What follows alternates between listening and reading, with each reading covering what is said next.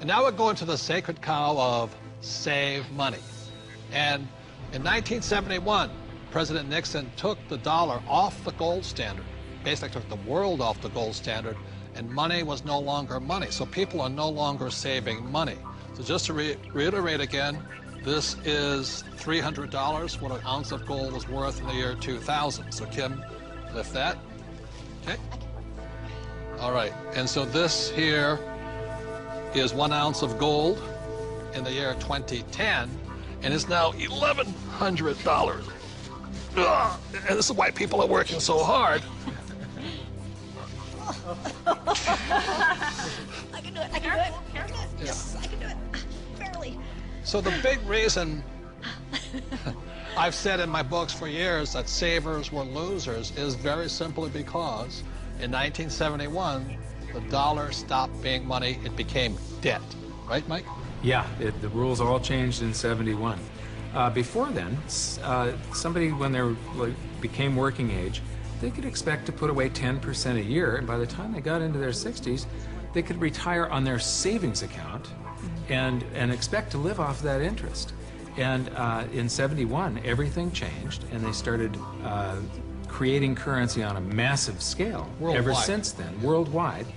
And that is what causes inflation and the loss of purchasing power. So people thinking that they can retire, you know, back in the 50s, if you got $100,000 or $50,000, you could retire on that. Yeah.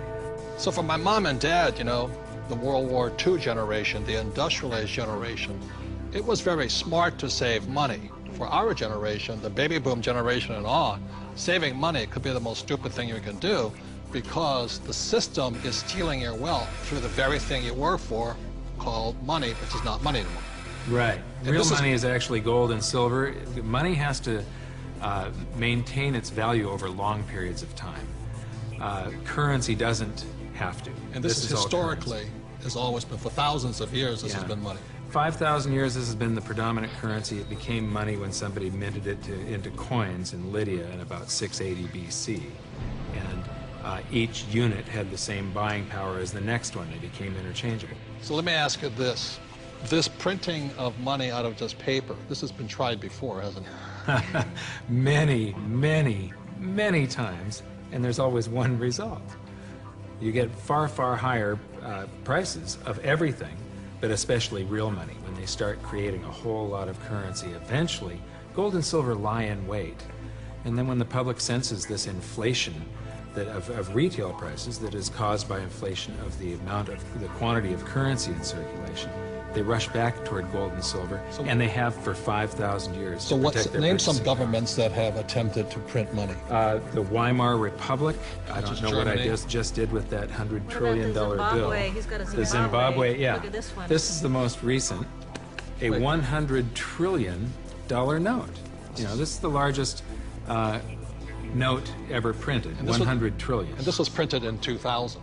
Yeah, but when Zimbabwe was created as a country, when it went from Rhodesia to Zimbabwe, they were, the Zimbabwean dollar was on parity with the US dollar. $1 US was the same as a Zimbabwe dollar. This doesn't buy anything today. It doesn't buy a cup of coffee. What, doesn't even buy a cup of coffee? No. In fact, they have ruined it by putting ink on it. You can't write you can't write a list, so it would have been more valuable at this point if it was blank. Right. See, the Greeks did the same thing when they started clipping coins. They just take the silver off of it. The Romans tried it, the English tried it, the Germans tried it, the Chinese tried it, and now the US is trying it. Yep. And so that's why saving money is probably the biggest mistake you could make right now, because today money is no longer money. It's now debt. I can vouch for that because my leg is now numb.